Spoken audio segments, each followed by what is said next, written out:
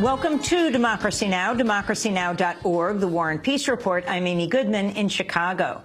Sunni militants in Iraq have reportedly executed up to 190 captives in the northern city of Tikrit. Human Rights Watch reports the massacre took place earlier this month. The news comes as Iraqi Prime Minister Nouri al-Maliki faces increasing pressure to resign for failing to unite the country or beat back gains by the Islamic State of Iraq and Syria, or ISIS. Another round of 50 U.S. Special Operations troops have arrived in Iraq to act as military advisors on the crisis. President Obama has asked Congress for $500 million to train and arm Syrian rebels. If approved, it would mark the most direct U.S. military role in the conflict to date, following more covert forms of support for the rebels. The request comes amidst growing concern about the influence of ISIS militants in both Iraq and Syria. Obama says the funds would go to appropriately vetted rebels who are fighting both President Bashar al-Assad and the ISIS militants. The United Nations says the Syrian government is hampering the delivery of humanitarian aid. Addressing the UN Security Council, humanitarian chief Valerie Amos said out of the more than 240,000 people under siege, the UN could only reach about 1%. Mr. President, in 2011, I told this Council that 1 million people in Syria needed humanitarian assistance. That figure now stands at 10.8 million, 1.5 million more than there were just 6 months ago. The number of people in need in hard-to-reach areas now stands at 4.7 million, an increase of 1.2 million since Resolution 2139 was adopted in February. The UN's Amos said some Syrian opposition groups have also hindered the delivery of aid by attacking or threatening humanitarian workers. The U.S. Supreme Court has struck down a Massachusetts law establishing a 35-foot buffer zone around abortion clinics. The law was passed in response to a history of harassment and violence, including the fatal shooting of 2 clinic workers in Massachusetts in 1994. The law was opposed by anti-choice protesters who gather outside clinics and attempt to convince patients not to have abortions. In a unanimous ruling, the court found the law was too broad, but it did not reject all abortion clinic buffer zones and left the door open for narrower protections. In a press call on Thursday, Martha Walls, a former Massachusetts state legislator, now head of the Planned Parenthood League of Massachusetts, said, quote, "The Supreme Court has taken away an essential measure to protect public safety and health care access in our state." Walls also raised the question of whether the Supreme Court's own buffer zone may be unconstitutional based on the ruling. In another decision Thursday, the Supreme Court struck down 3 appointments to the National Labor Relations Board made by President Obama during a 3-day Senate recess in 2012. The unanimous ruling severely restricts the ability of the president to make recess appointments in order to overcome congressional opposition. The decision could impact some 100 decisions made by the Labor Board while the appointees were serving. In international news, Ukraine has signed a deal to strengthen ties with Europe 7 months after Ukrainian President Viktor Yanukovych was ousted over his opposition to the Pact. The deal comes as a fragile ceasefire with pro-Russian rebels in Ukraine's east expires today. European leaders are meeting in Brussels to discuss the Ukrainian crisis. In Libya, a prominent human rights activist has been assassinated on the day of the country's general election. Salwa Bugaigas was killed by gunmen who stormed her house in the city of Benghazi on Wednesday. In Washington, D.C., State Department spokesperson Marie Harf described her legacy in Libya. She was a courageous woman and a true Libyan patriot. She was an advocate for political prisoners during the Gaddafi regime, an organizer of demonstrations against the regime during the February 17, 2011 revolution, a political activist, and an original member of the Transitional National Council after the uprising began.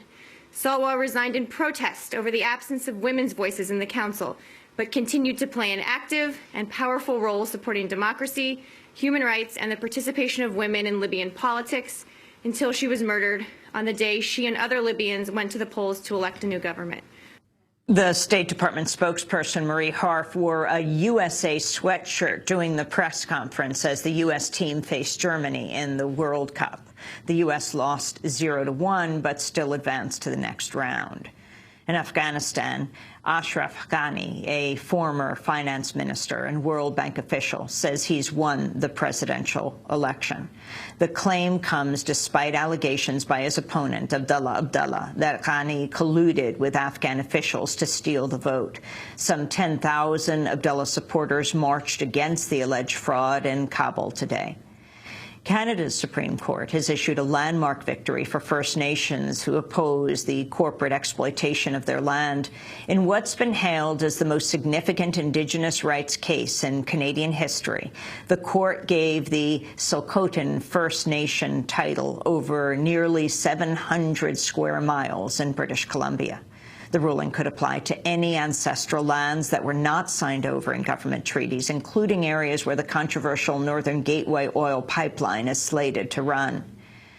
Israel has identified 2 Hamas operatives as suspects in the alleged kidnapping of 3 Israeli teenagers. The teens disappeared in the West Bank earlier this month. Israel's accused Hamas of abducting them and has imposed a wide-ranging crackdown, arresting more than 370 Palestinians and killing 6. Here in New York, peace activists, including Pam Sporn, rallied to denounce Israel's actions. We called this emergency demonstration against the extreme violence that the Israeli government is raining down upon Palestinians throughout the occupied territories on the pretext that 3 Israeli teenagers have been kidnapped.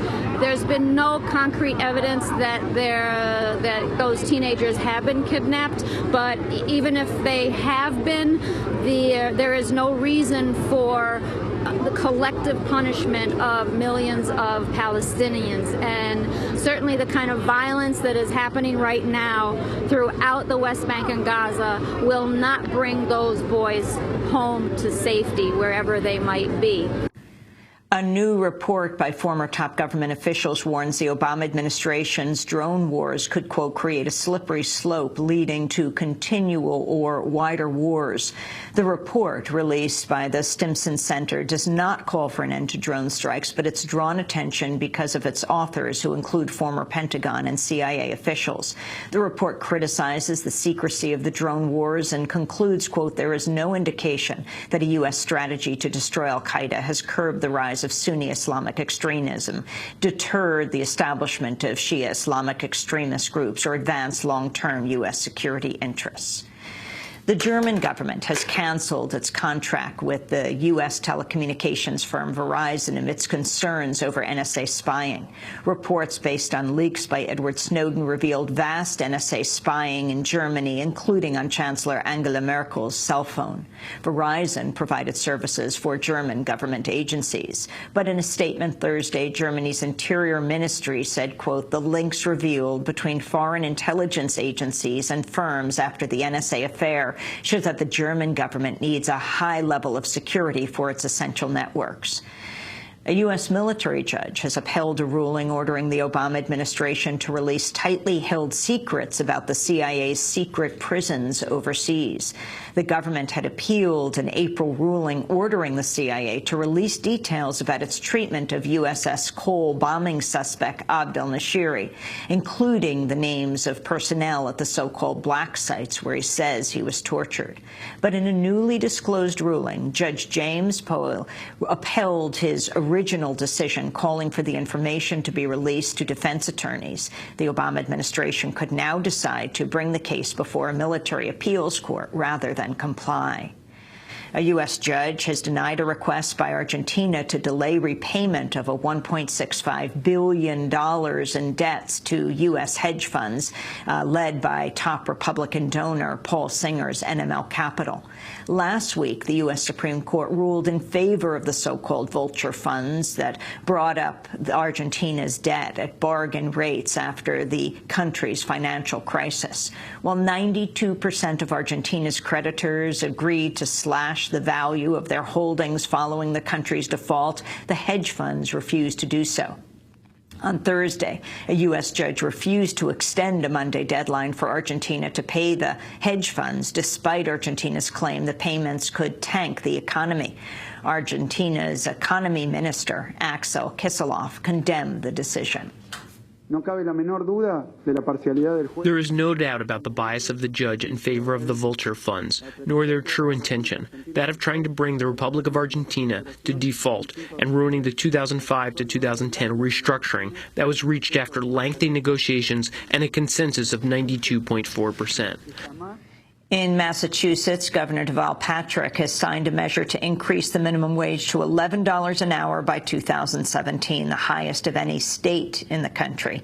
The measure raises the current $8 an hour minimum wage by $1 each year. Governor Deval Patrick called the wage law great progress, but pressed for more action, saying it's still not a livable wage. And NBC has responded to a Planned Parenthood petition over its handling of an ad for the film Obvious Child, which mentioned the word abortion. More than 13,000 people signed the petition protesting reports NBC rejected the ad. In a statement, NBC said it has, quote, no policy against accepting ads that include the word abortion, but acknowledged, quote, feedback was mistakenly given to remove the word abortion from a video and submitted for NBC's digital platforms. NBC said it would accept the digital ad as it was originally submitted. As of today, Obvious Child is airing in nearly 200 theaters across the United States.